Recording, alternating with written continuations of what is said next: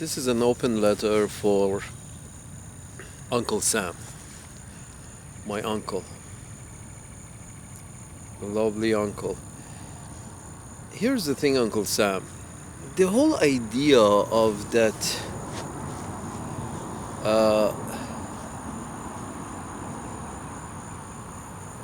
they say it's an old story that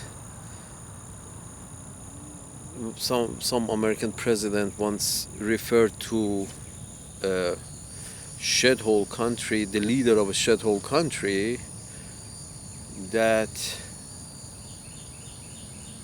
referenced him as, yes, he's an asshole, but he's our asshole.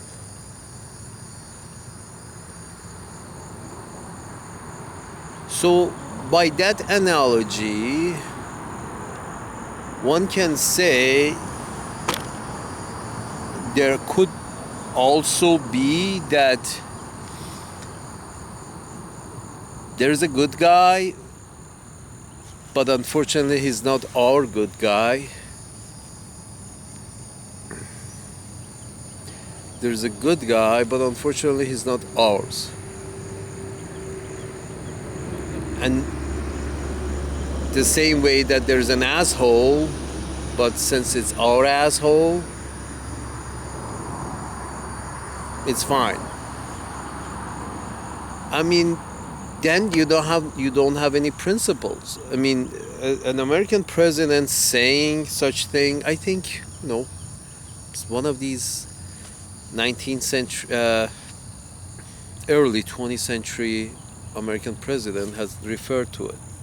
That about Grenada, I believe, something about, yes, he's an asshole, the guy in charge, but he's our asshole.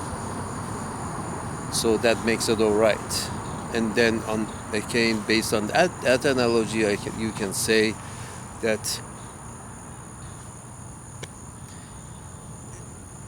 yes, he's a good guy, but unfortunately he's not our good guy. So fuck him. So that's the thing. And that if a president says that, if one of your managers, Uncle Sam, says that, and it's perfectly fine, and people find it acceptable, it becomes a little not very principled. There are no principles involved. It's all about the money. It's all about who's paying me to talk. So, I mean, whoever pays me, I talk on their behalf. That's the whole idea of, the whole idea of amorality. That I am a politician. I am amoral. Whoever is paying my bills, I can talk for them. And then when you mix this system that apparently is a democracy, is perfectly acceptable, that people say, yes, I'm hiring as a politician, I'm hiring my mouth to people, whoever is willing to pay my bills. Well, now if you have a lot of bills, as many rich politicians obviously have, then you need a lot. Somebody has to pay you a lot so you can pay your bills. If you're a poor politician, I guess you're the best. But if you're a rich politician, you have a lot of bills, or you have paid a lot of bills, and therefore for many years you have spoken on behalf of a lot of rich people, because poor people don't have that kind of money to give out to politicians. They just don't have it. You can't give something from nothing. So basically, capitalism has muzzled the system that you call democracy. Capitalism has muzzled it.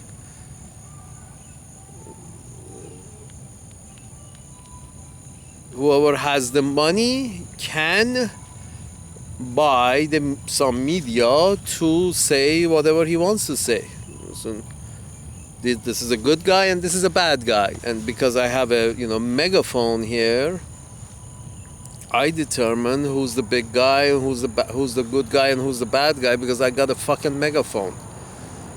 I'm the guy with the money who owns the media, either for the length of an ad or as a main business. Media is as a main business for many people. For few people, media is the business to make money. And whoever pays your bills, I guess, you say whatever he wants you to say. That's a business. Well, considering that democracy is very, it's all about manipulation, it's in conjunction with capitalism, it has become a very money manipulated form of government. Money manipulated, extremely vulnerable to manipulation by money, because somebody's paying somebody's bills. So whoever has the money to pay people's bills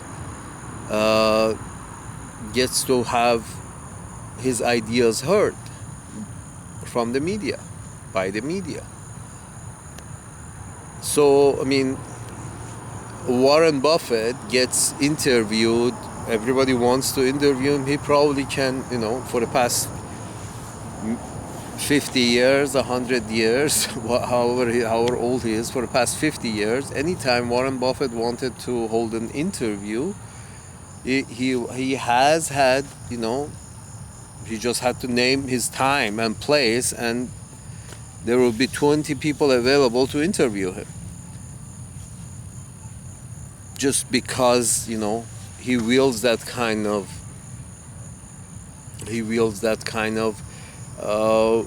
what people, has the money to say what is good, what is bad. To, media is attracted to, the money, because the media owner is attracted to the money. The whole, because his whole income is from these stories that he can muster up.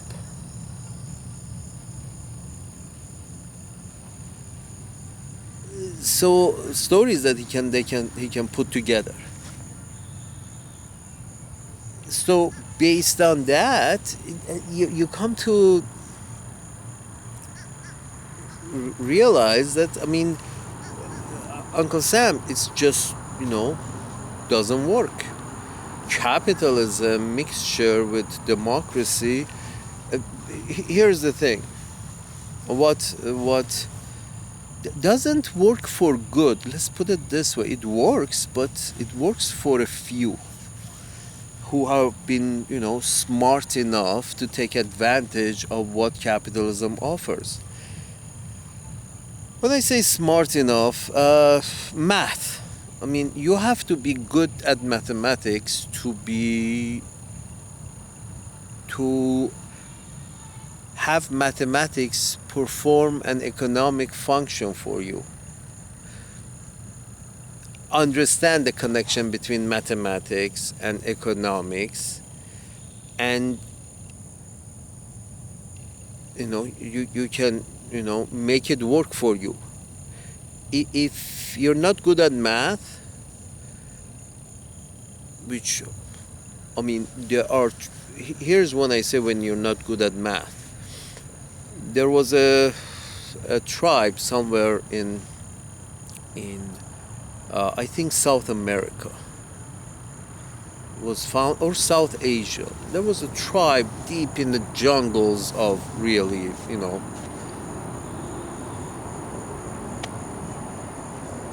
or was it Southeast Asia? Anyway, there is a tribe that they actually come up with, and they don't have a number higher than 10.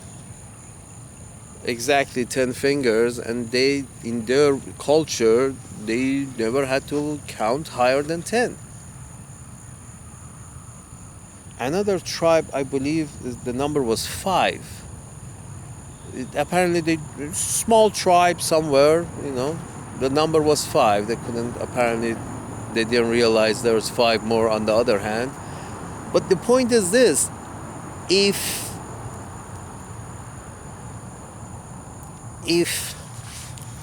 that part of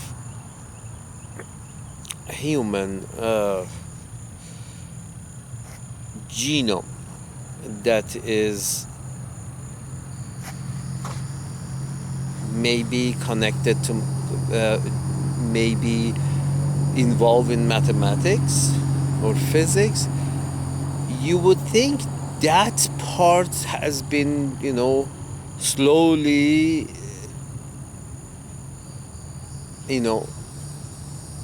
put to use in another way over time, and generation after generation, if an aptitude is not valued or used, there is no use for it, an aptitude would, shrink, become dormant, and another aptitude which is, more useful, such as, hunting fish with spears, that aptitude would, evolve, get more prominence, and one goes through atrophy, and one becomes more prominent, and therefore one set of genetics which is related to this one gets an advantage and multiplies more and faster, and you have, because he or she can provide more because of that specific aptitude. Basically, selective evolution. So once, after so many years in a society, in a geography of the world, thousands and thousands and thousands of thousands of years, you would think that, one genetically, some are not very,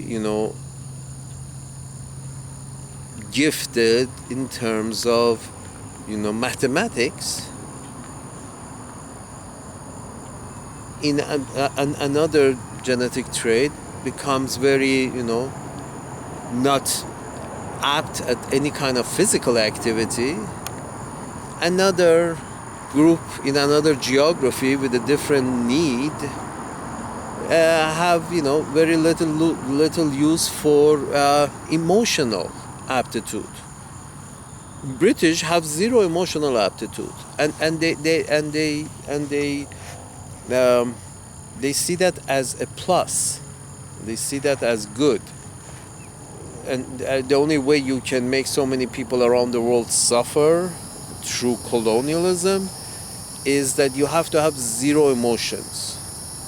The way the British, needlessly, British and the French and whoever was involved in the 19th century, 18th century, 17th century colonialism, whoever was involved in that and is involved in that, British are still involved in colonialism. I mean, if you're involved in colonialism that is enforcing your will upon another, in another geography, way away from you, if you feel you have the right to, get involved in the business on the ground, on the other side of the planet, that means you're ready for, to spill blood and not feel a thing. That's who British are. That's who the British are. They're the kind of people who, for it's like, as we are living, we have perfectly enough. Most people, they have just enough to live. If you want to live, just enough to live. Everybody can manage just enough to live. It's just that the game becomes who can get more. So not many people get enough to live, because a lot of people, some people, a few people are hoarding whatever tokens that is going around in different geographies. So here's what my point was this: democracy that is highly dependent on capitalism, where there's donations and people give money freely to whoever they choose. Well, poor people don't have any money to give. It's the rich people who have the money. And once you say capitalism, your form of government becomes very money dependent, and very few people have access to lots of this money, whatever it is you call money. Lots of people have a few people have lots of access to it, and a lot of people have no access to it, or have access to very little of it. So your political system becomes highly dependent on your economic system, which is highly dependent on very rich people. Or rich people are the between the politicians and the economy. There sits the rich people. So the whole thing becomes very rich people dependent. A political system that is, collecting $5 donations from the likes of me,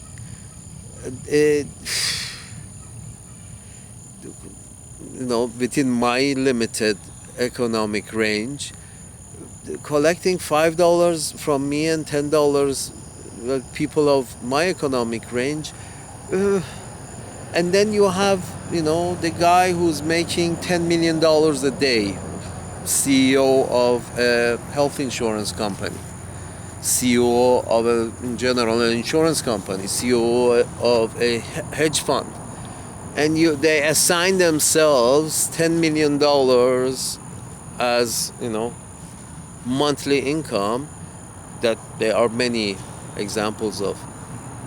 And you're wondering to yourself that, okay, how much political cap, how many politicians can that kind of money buy? A dollar is still a dollar, and if a lot of people don't have enough of, let's say it's a token, a belit, a jeton. This token, a few that have a lot of it, basically determine the political direction of a society in a democracy that is, highly money dependent. So you allow one class to determine. So you allow one class, the rich class of the society, the very rich, that is, in a normal capitalist system. It's a whole, pyramid thing. There is only few places at the top, and at the end, this pyramid. If this pyramid starts with, in the shape, it seems capitalism starts in a shape like, I believe they call it an obelisk. That is, I believe is Jefferson Monument or Washington Monument. That phallic shape stone monument. that seems like capitalism starts something like that. A few people on top, but a lot of people shedding on top of a lot of other people, but it's pretty much a ladder shape, you know, a perpendicular ladder shape that it seems that you can, you know, step up and you move up the ladder. But then slowly it seems over time the obelisk or whatever that shape is becomes wider and wider and wider and wider, but and there is very few on top and the rest are on the bottom. So there are no layers anymore. When a pyramid becomes almost flat, there is a top, but there's 1 point, 2 point, 5 points at the top. But then the rest of it can be considered the bottom because, you know, the degree is so widened. So in such a situation, if you let your political system being ruled by your, you know, your political system is being ruled by your economic system, which is capitalism. Well, capitalism by nature, capitalism has few winners and a lot of losers. In every business, when you have few winners and a lot of losers, because it's survival of the fittest. That's what capitalism is.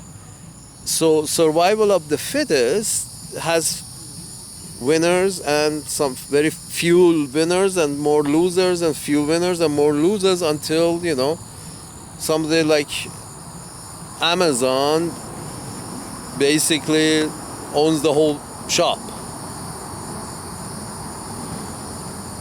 You don't need, you know, different stores. Just go to one. So in such a case, we are back in a way. Capitalism has reverted into communism. It has backed into communism. I'm sorry to say this, but it has backed into communism because the pyramid has basically flattened out, and few at the very small top, few have a lot, but everybody else is in line. Basically, it's become an average society. There is no upper middle class. The Trump supporters are upper middle class because, you know,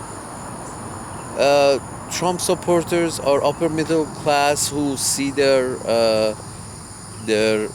position in society threatened because they have seen that a lot of their friends have gone from upper middle class to middle class or lower middle class, and they are frustrated, and they do hold Amazon responsible, but they don't understand that Trump is not going to do anything with Amazon. Not really going to do anything with anything. He sings the right notes, but he never did the right thing. That's the thing with Trumpsters, that hopefully few of them are left, because it's just he was singing the right song, but for 4 years he really didn't, you know, talked a great deal, but nothing really happened as far as, you know, middle class getting better or whatever. He printed some money, he gave out some money, but that, you know, they can't give that only to, you know, a certain class. Well, again, with that PPP money, they did that as well, but that was to cover the losses. The point is, democracy, if they're supposed to function properly and you know, serve the needs of the few as opposed to wants of serve the needs of many. Democracy supposedly is supposed to serve the needs of many. That's the whole point of democracy. But that's the selling point of democracy. Let's put it this way. That's the selling point of democracy. A system that serves the needs of many. But then if this democracy is highly influenced by the very rich, well, then that means that, you know, by their donation, well, that means that this democracy is going to serve the needs of the very few, the few who are paying the bills, paying the politicians' bills, paying, you know, their staff bills, paying taxes to their projects, or, you know, paying the bills.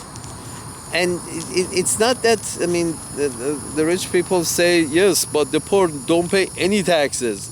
Well, because they can barely feed themselves. the whole joke was that these nut jobs came and said, yeah, the poor people are not paying any taxes. What do you mean it does not? Well, he can, you know, not have a refrigerator. He has a refrigerator. Can you believe that? He doesn't pay taxes and he has a refrigerator. Well, he doesn't need to have a refrigerator. He can live without a refrigerator but pay taxes. Something like that, to that effect. That if somebody is barely, you know, has the amenities of, you know, a normal life, that shouldn't be. You should be living in a fucking cave, but pay taxes because, you know, I who am making $10 million a year or a month, you know, I shouldn't be paying that much more than that poor guy.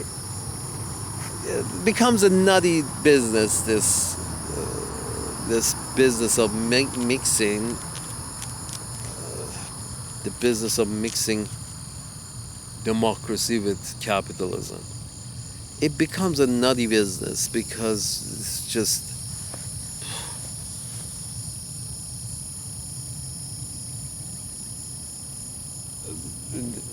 the fact that these guys actually go and sit, and it's known, everybody knows that there was a comedy program about it. That was the fact that these politicians of a, you know, Uncle Sam, politicians of Uncle Sam, representatives of Uncle Sam, have to ask, be on the phone so many hours a day to peddle to kiss ass of rich people so rich people can donate to them. That's every time the rich guy receives a phone call from one of these politicians, the rich guy, you know, has an orgasm. It is. It's a rich guy that receives, you know, phone calls from politicians. He has an orgasm every time, because, you know, here is somebody on the phone. The guy is just kissing up and kissing up and kissing up until this guy has an orgasm, and he decides that, yeah, maybe I throw you a bone, maybe half a bone. I give out the other half to your opponent. It becomes, you know, it becomes a joke. I mean, if you say democracy, if democracy is to do good, it cannot be, politicians cannot be in the, you know, spending time, you know, asking for money for the next election. So why this time needs to be spent, and why these guys keep having to, you know, kiss ass to keep their job? And whose ass are they kissing? Are they kissing the ass of everyone? No, they're not. Everyone doesn't have money. Few people have money, so the politician spends the time, all his time, kissing the ass of those few who have the money, instead of kissing everybody's ass. Because you have based the political system on economic system, and the economic system is called capitalism, and whoever has the capital, has a, gets to have an orgasm every time, once a month, that the politician calls and asks him for a donation.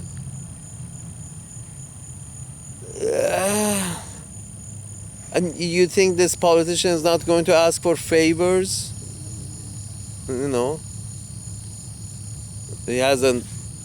The guy kisses his ass and gives him a blowjob once a month. The politician gives him a blowjob once a month on the phone. Not literally, at least not all of them. But at least, verbally, at least, they give a blowjob. The politicians give a blowjob to these rich people over the phone. Imagine, the senators, have to give blowjobs to rich people for donations to their next campaign. And there is always a next campaign, because, this, election business never stops.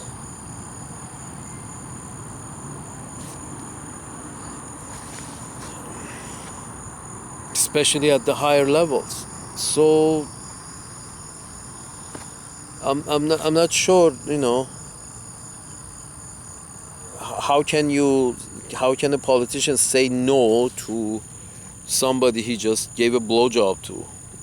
Not gives a blowjob to on a regular basis. Once a month, gives a blowjob and gets a donation over the phone. But do you think he can say no?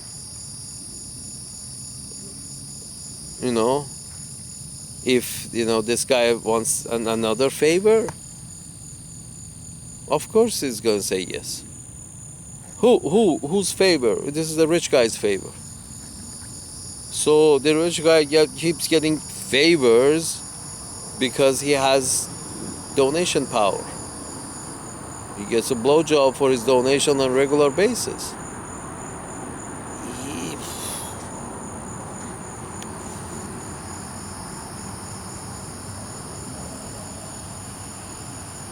Exactly how,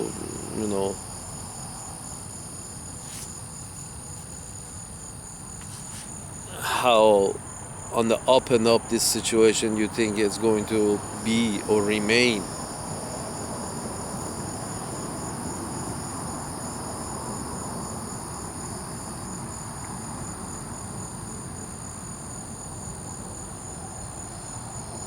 I mean, and it's just the need for money. The need for money. I mean, the guy becomes a politician, and his job becomes,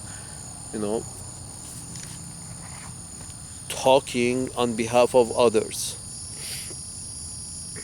and then actually talking but for anybody who's willing to pay me. So if you got a lot of money, you can have a lot of politicians talk for you on your behalf, in your benefit, to your benefit.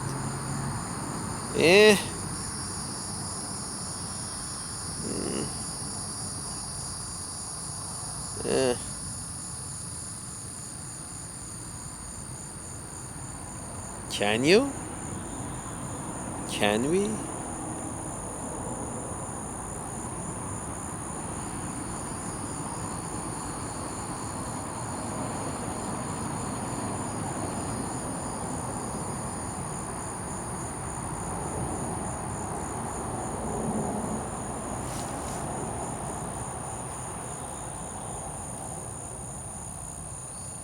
Can we? That's the question. That's the question. It's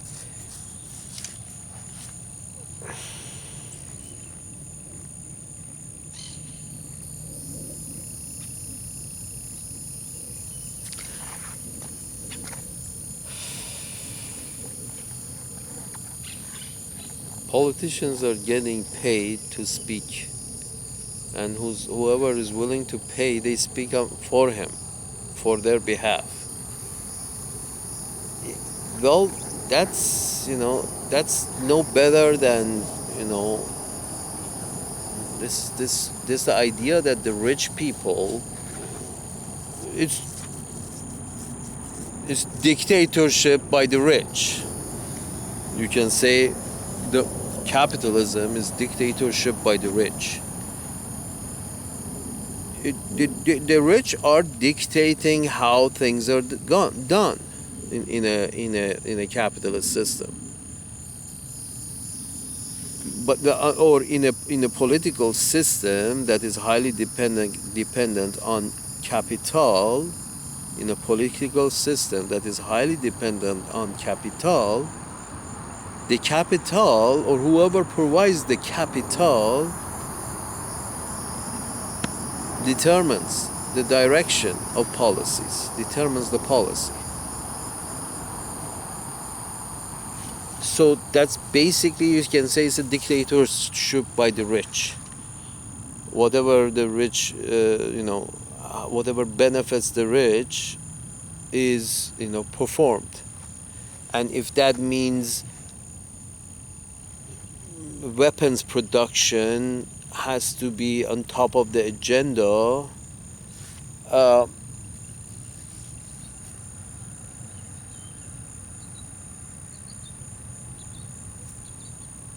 you would think that this is the agenda of a bunch of rich people, because rich people have a lot to lose if things go sideways.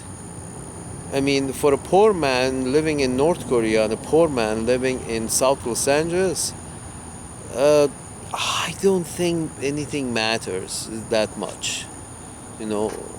For a poor man in North Korea, a poor man in South Korea, a poor man in Spain, and a poor man in Greece, and a poor man in Uncle Sam's land, a poor man is a poor man is a poor man is a poor man. So they're kind of, neither form of government is very much important to poor people, nor the form of economy. So, you can't expect the very real poor people to have,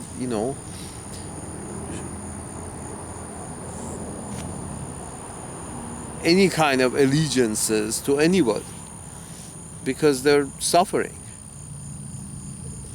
So this whole notion that we are the good guys and they're the bad guys, based on what? I mean, it's all is, you either have order or you have freedom. You cannot have both. You have order or you have freedom.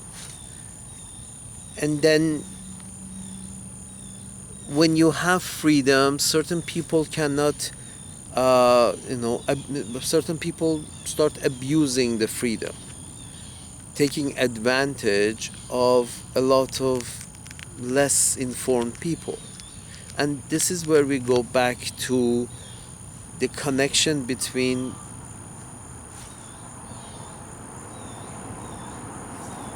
the aptitude, not having aptitude for mathematics, not having, this may result into not doing well in a capitalist system of economy, which is highly math dependent.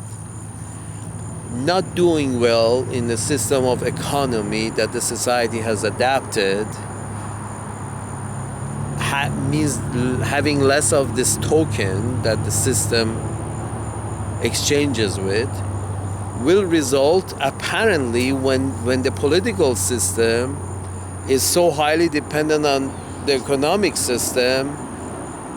So the guy who ends up with less money, not only is lost his voice in the economic system because he has no money or he has very little money, but because the political system is highly dependent on the economic system, as is in Uncle Sam's land, and then the guy who's poor also loses his voice in the political system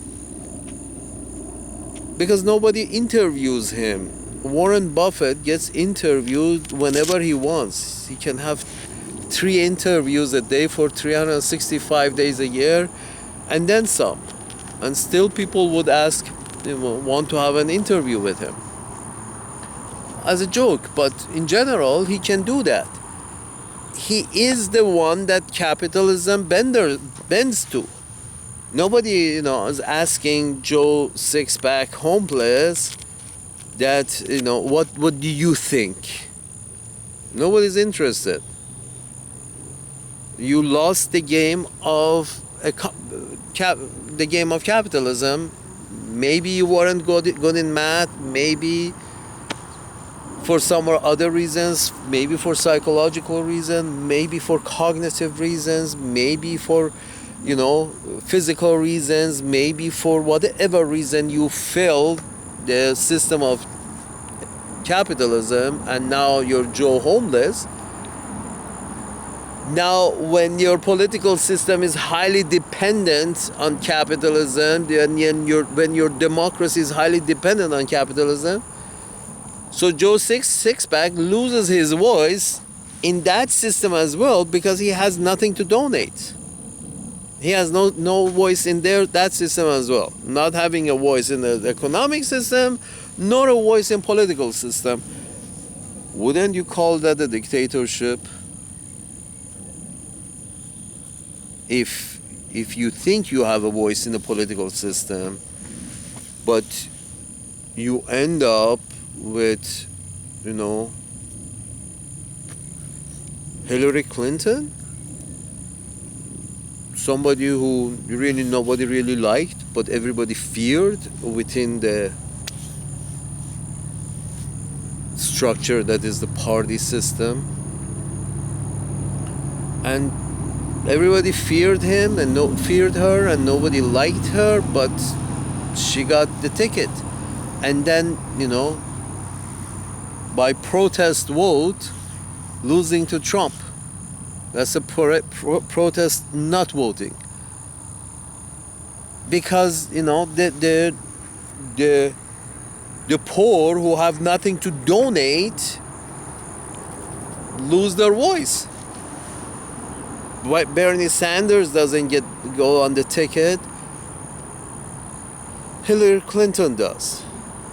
And then hell break loose because everybody understand, at least the sheep understand this much, thank God for that. And they stay home and they don't vote. And what happens? That shit hits the fan. So here's the thing. Tell me democracy is a great system and the Cuban system is a bad system. Tell me, but then also tell me that George W. Bush was not a great mind. And nobody can question that. George W. Bush was not a great mind. Neither was Cheney nor was Rumsfeld.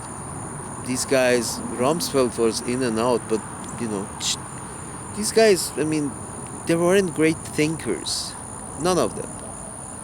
Great thinkers don't have malice in mind. Great thinkers, great beings, try to see where can they help. They're not, people on the boards of, trustees of very big corporation who started from nothing. They must have, not have a conscience to, get to those places from humble origins. Anyway, none of these guys were, you would consider in the long run that they were such great people. And you see that over and over again, that from the American presidents, of a handful, two handsful that I can name, that I know there is something to say about who they were, done good things, done great things. But there were 245 of them, 246. It's like 220, 230 is like, were worthless. Like George W. Bush, worthless. Trump, not done really great things, just carried on.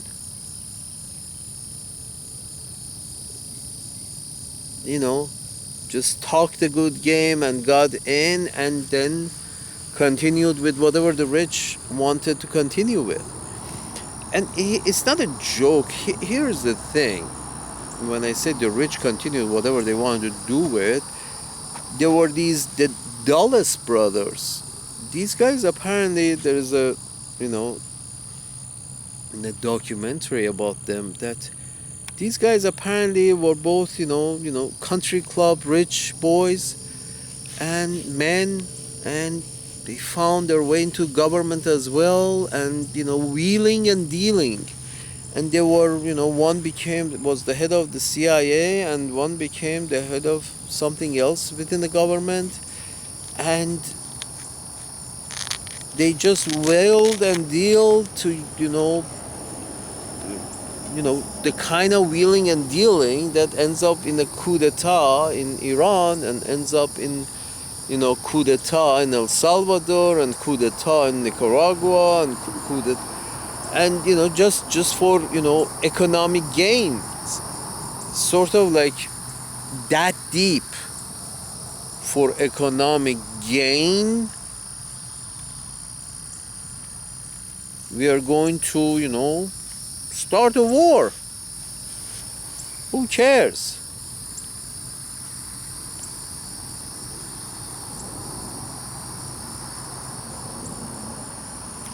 I'm sorry, the aliens watching us.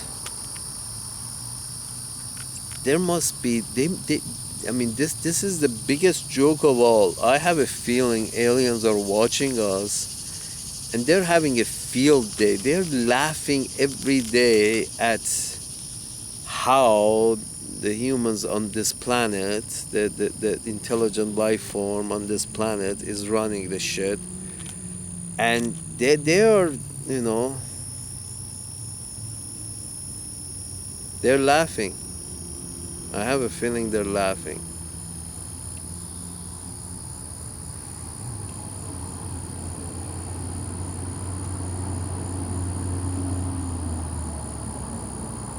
I have a feeling they're laughing. Because what we are doing, the way it seems, short-term gains of material goods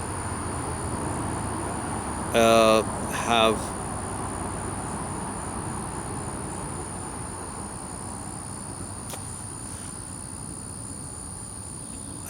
is causing the death of actual people. I mean, these are the kind of experiences that you rather not have in an enlightened society. And by enlightened society, I mean here's the thing. My lovely Uncle Sam by cutting off societies because for some reason or other you don't agree with them, cutting up them off, it's not going to help. Let's put it this way. It's not going to help the situation. The human bonds are not going to deepen by not talking, or just shooting.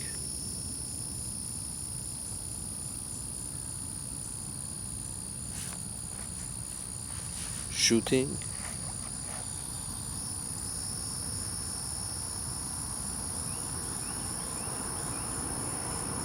On the other side of the planet, and that shooting is supposed to be against the bad guy for the good guy.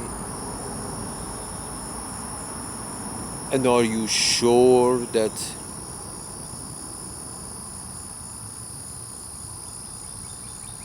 they're not both shit?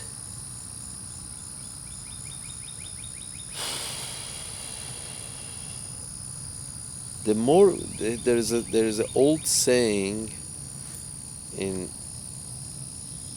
the Persian language. There's an old saying that says, the more you disturb this shit, the more smell comes out. It's a very, vulgar way of saying that if you don't disturb it, it will slowly dry off and stops stinking as much. But then if you keep disturbing it, you're preventing it from drying off for a long time, and it will continuously stink for a long time.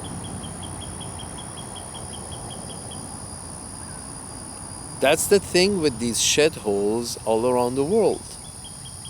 The enlightened societies should, do not intervene in their business militarily. Period.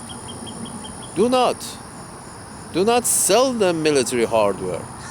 How is it again, if the democracy is highly dependent on economics, then on the economy of the system, and the economy of the system happen to be capitalism, one of the main incomes of the system becomes manufacturing arms, sophisticated arms, and selling it to these shithole people to do shitty things. How is that acceptable? How is that acceptable? You're living in the same planet, and then you're saying that no, it's acceptable for us to sell these shitty arms to those shitty people, these sophisticated arms to those shitty people, but those shitty people should not think of using those arms against us. They shouldn't. If they use it against us, they're terrorists. They should aim it at some other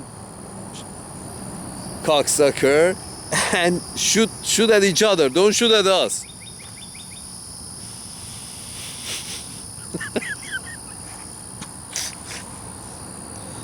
Here's the things, Uncle Stab. Here's the thing. I mean, if you're in arms business and you sell arms and you don't care who you sell to, because apparently the economy is very dependent on it, because a lot of rich people who pay for these politicians, their income comes from this arms manufacturing. So a lot of politicians have to call a lot of these rich people who make money from arms manufacturing and give them a blowjob so they get a donation, So if these arms manufacturers want to charge an arm and a leg for their arms to Uncle Sam, and then they want to sell all kinds of shitty arms, sophisticated arms, to all kinds of shitholes, then sooner or later those arms are, going to find their way to the other side, whatever side you are, which is apparently are the good guys, and whoever is the bad guy. Arms is arms. You pay for them, it just circulates. Whoever has the money has the arms, can buy the arms. So the rich people, arms manufacturer, rich people who own arms manufacturing, are basically selling something that keeps creating more business for them. The more people are killed, the more people get paranoid, the more nations go to war, the more nations become paranoid, and everybody is getting armed to the teeth because, and everybody, when people get paranoid, they buy more guns, and then something bad happens, again, more people get paranoid, more guns are sold. Oh God, this is never going to stop. This is never going to stop.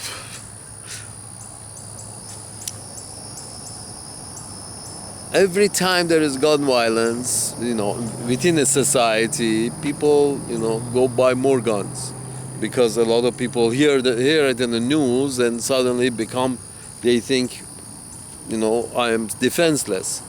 So they go more people are attracted to buying more guns because they feel defenseless, and they feel more defenseless, and more people feel defenseless, and because it just keeps popping in the news.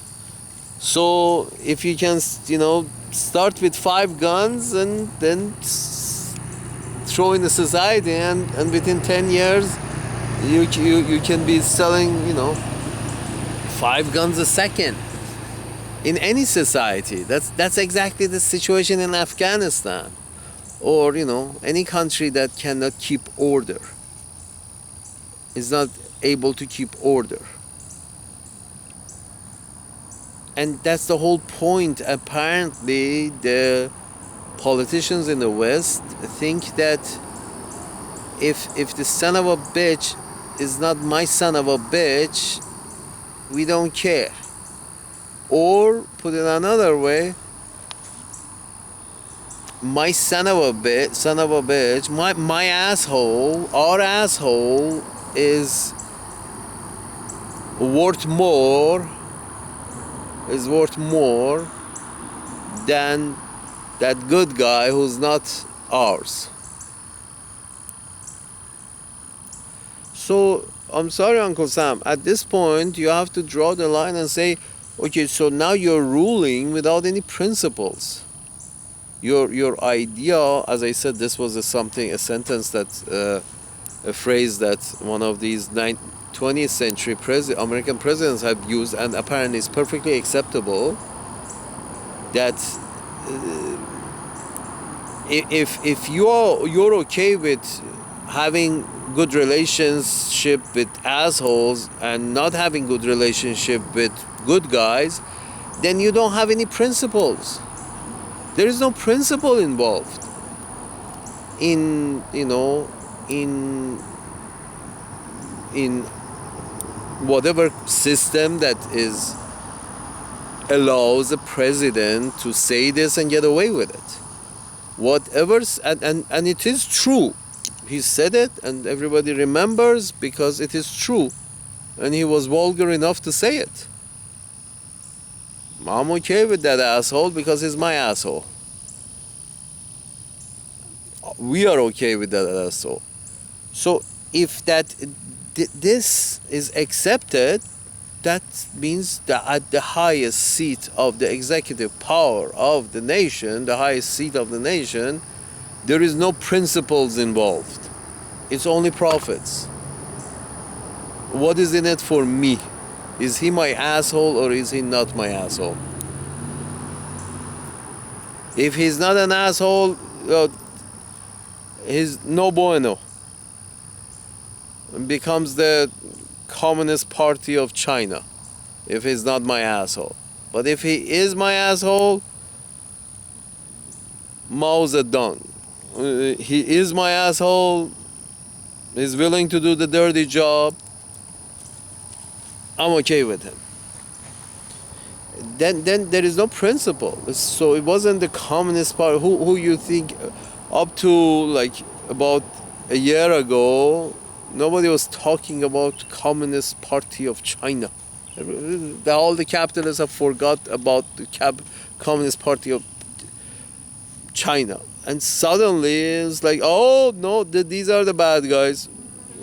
What, these guys have been ruling, the same people have been ruling that shithole for past 50, 100 years. What happened? You just woke up?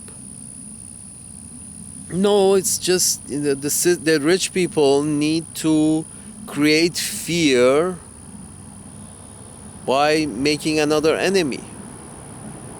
Because in order to keep these poor people shut up about their pathetic lives, you need to create enemies for them. The rich people need to create enemies because they need to sell arms. They need to, keep the masses in order because there is something to be feared. There is communism. There is Russia. There is, Spain. There is China. There is Somalia. There is Iran. It's like, yes, there is also Mars and Moon.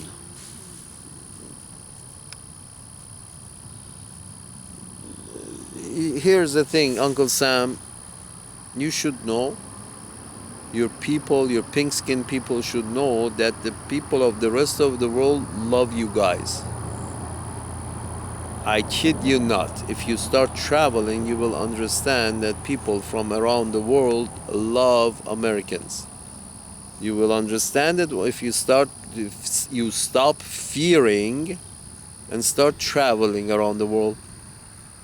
You know how you can tell people love Americans is that if you give them $1 anywhere in the world, you give them $1 from Uncle Sam, they give you a stack of the local currency. They love you. So, Uncle Sam, people of the world love you. It's just stop shooting at them. Whoever is in charge, wherever they're in charge, you have to deal with them because you don't want to shift orders, you don't want to break orders because it has a human cost. Changing orders, shifting orders in a way that you like, in a way that it's a complete break from the past and there is a new way. There's a new sheriff in town. That has a cost. That has a local cost. By some estimate, a couple of million Iraqis have died as a result of U.S. interference, Uncle Sam's interference before the war, after the war. Iraq has been under some kind of sanctions for 30 years. Or 20 years before it was attacked physically. You're making, here's the thing, Uncle Sam. One of the newest civilizations on your planet is making some of the oldest civilizations on your planet suffer.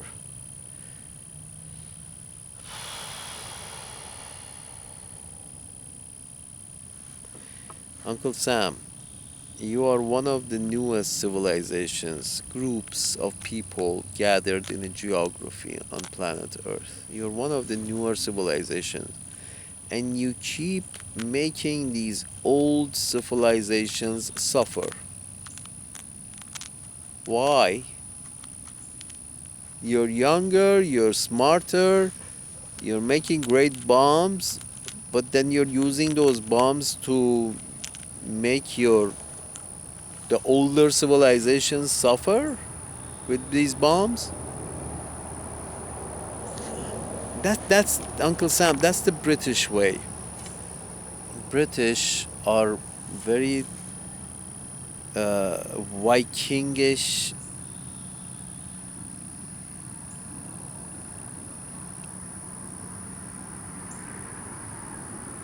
hawkish.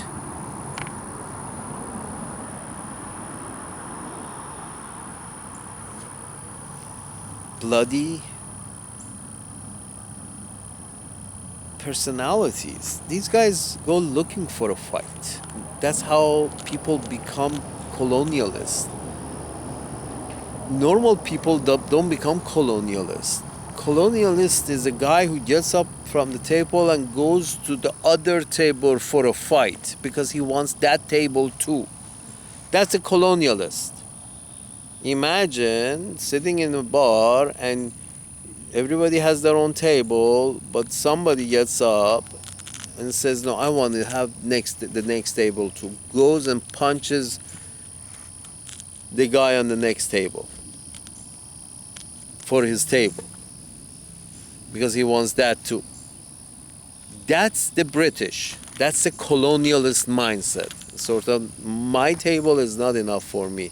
I need to have a piece of everybody's table. That's the British. That's the fucking British. That's the fucking British. Uncle Sam, never listen to the advice of the British. Ever. Ever.